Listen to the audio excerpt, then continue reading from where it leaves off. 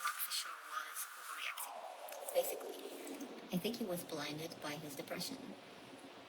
If he would have seen that artists like Sophie, like Arca, existed, then he wouldn't have been so depressed about the future.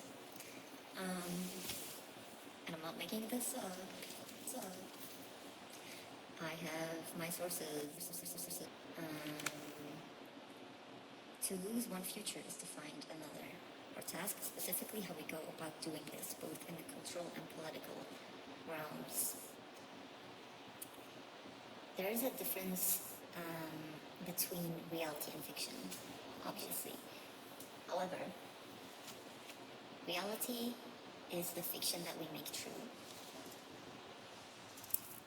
And reality can only be perceived by us, and like Matt Bloomink would call this,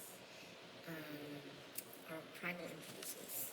We can only know by way of our primal way of knowing, which means that there is really no difference between reality and fiction. If what you know is decided by a primal impulse, by your biological feeling of knowing, I'm not going to explain that in detail, I don't know much about neurology, but if your brain knows things by having a certain configuration of neurons, that is inherently a fiction, because you're making up. It's in your brain, but you assume it is reality. Which means you can make basically anything into a reality.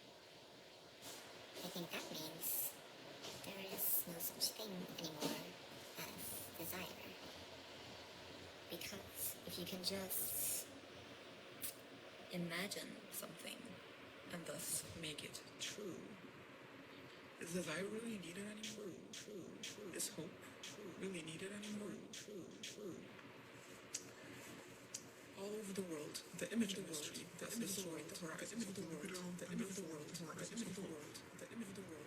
every desire can be imagined, fictionalized. So every desire can be yours. Every object of desire, it can be yours if you just imagine it. So does one need hope anymore? No.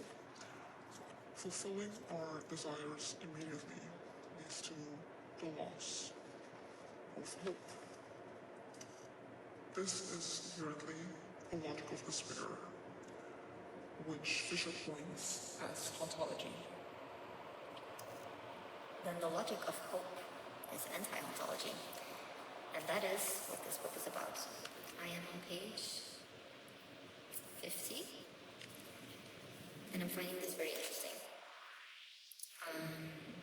I do feel like there are a couple of blind spots that some people in safety research are missing, which I have noticed from some of the talks that are being held here at Please Kill Us.